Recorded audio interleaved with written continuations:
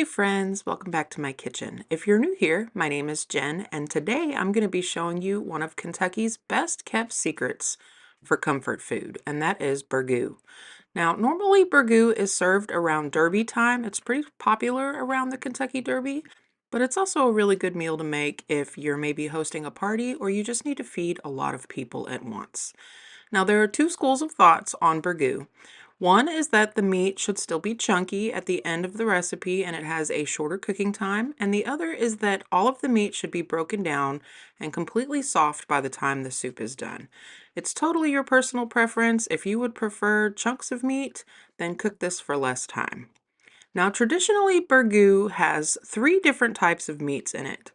Normally, you would find this like in a restaurant, it would be served having mutton in it. Now, I did not have access to mutton, so on this day, I decided to use a beef chuck roast, a pork butt, and some chicken thighs with the bone in.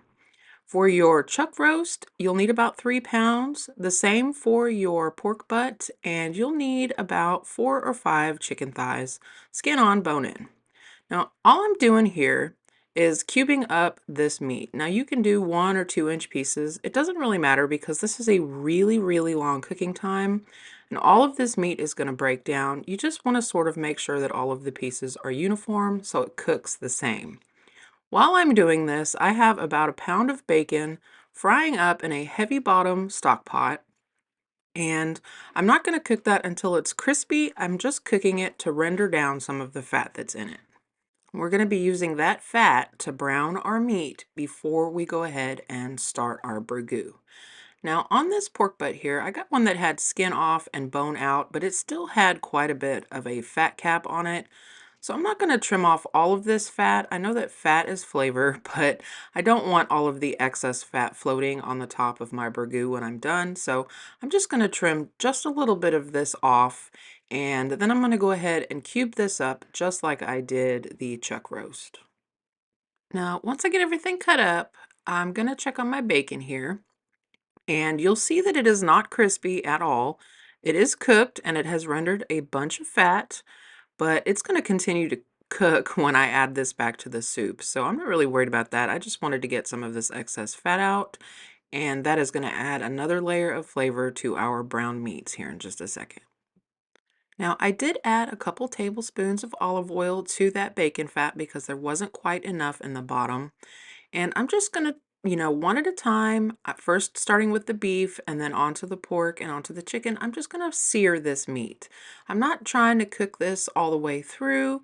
I just want to get a nice brown crust on the outside of this meat, and that is just going to take that flavor to a whole nother level. So you'll see here when I put this meat in here, it sticks a little bit. I'm not going to fool with it until the pan lets go of it. And then I'm going to turn it, and I'm not browning all 4 sides. I'm just browning at least 2 sides of all of this meat, and that'll be enough. But you want it to look kind of like this, have a nice brown crust to it before you try to turn it.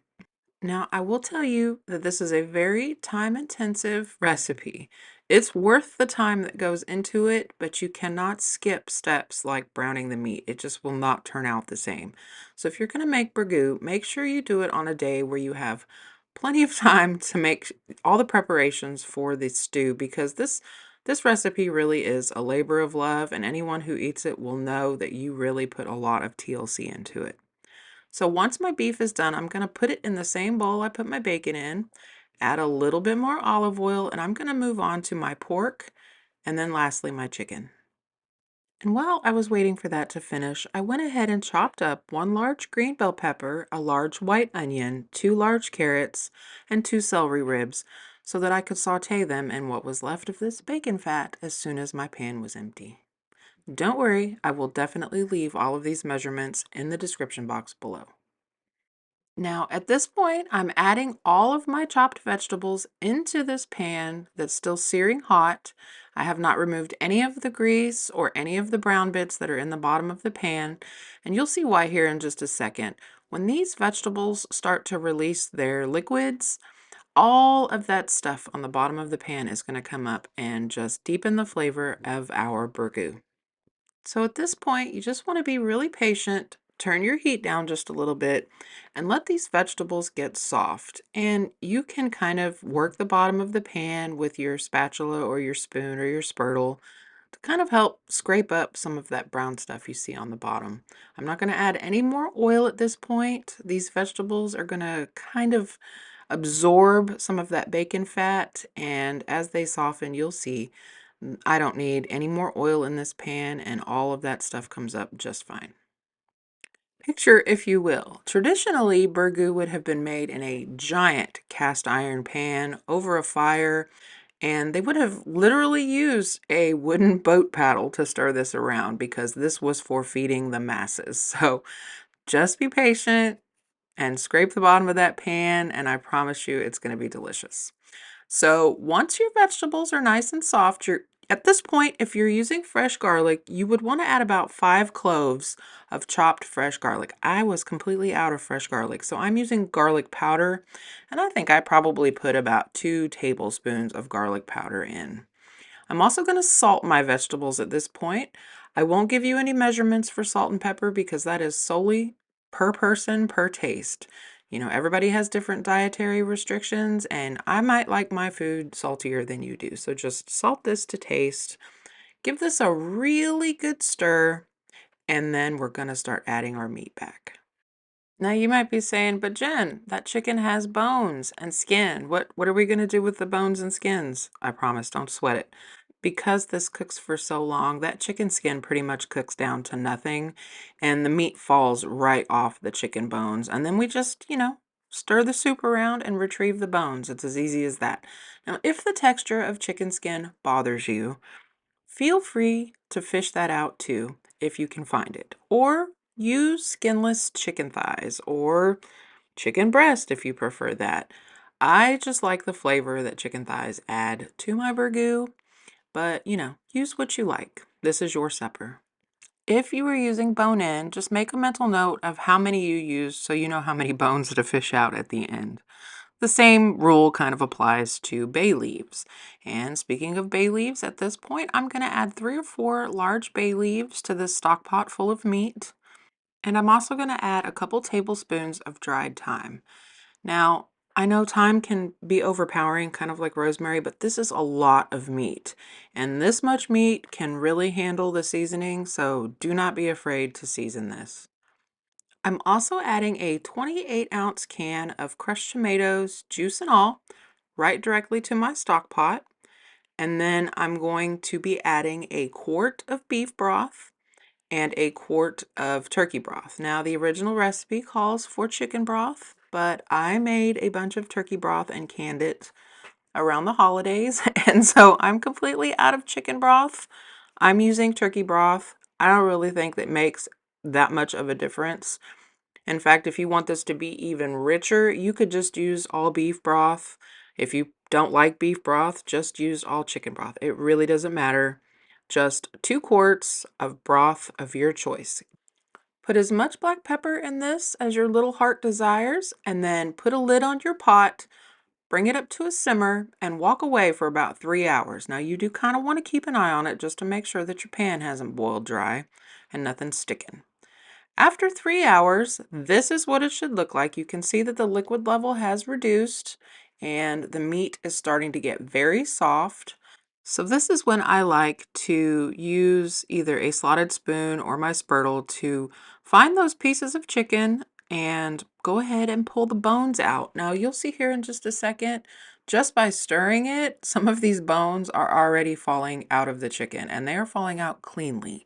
So I go ahead here and I pull one more out, and it takes no effort at all. Like the chicken is just so tender that that bone just separates itself completely with no problems. You'll need to make sure that you go ahead and dig out those bay leaves as well.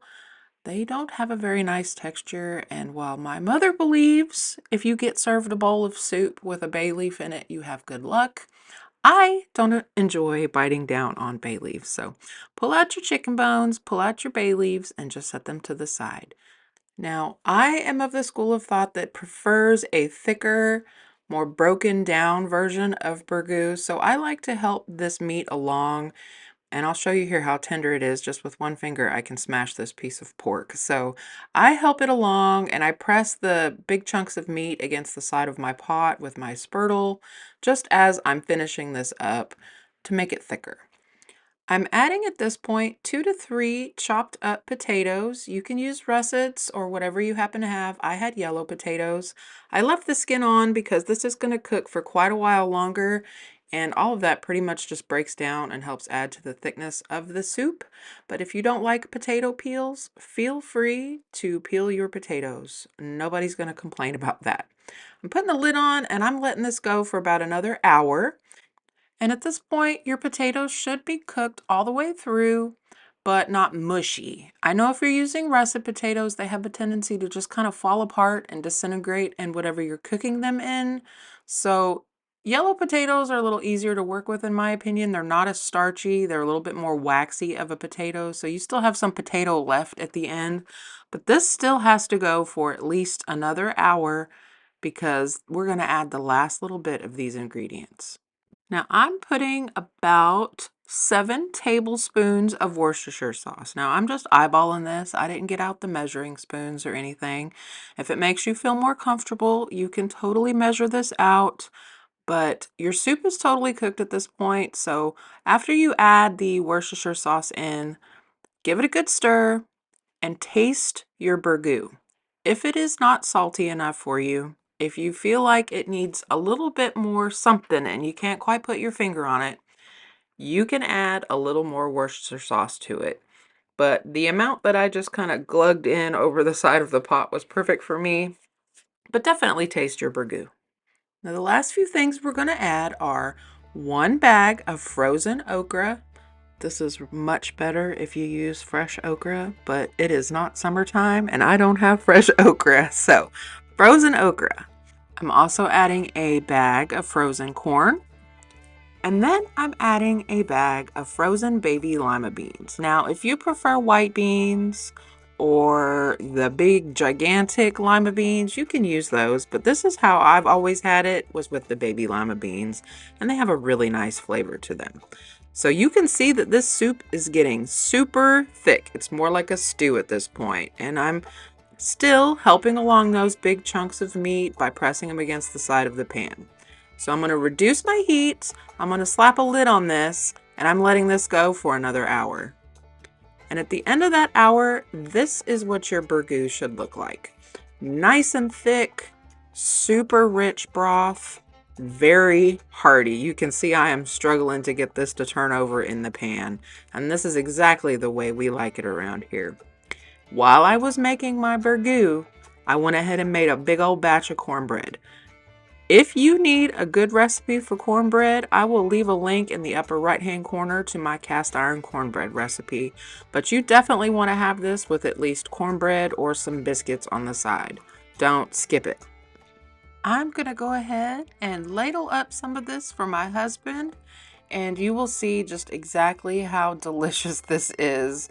It is amazing. So there's not a lot of liquid in your burgoo at this point, but that's how I like it. And you can see what I meant when I said there are 2 schools of thoughts, that some folks like it to be more broken down and thicker, and other people prefer this to just be kind of a colorful meat soup with a lot of broth. We like it like this. So get you a big old hearty bowl of this and a slab of cornbread, and I promise you will not regret the time and effort that went into making this burgoo.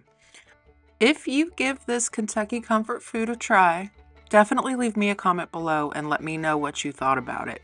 Have you ever had burgoo before? Have you even heard of it? I never heard about this until I moved to Kentucky. Until next time, friends, happy cooking.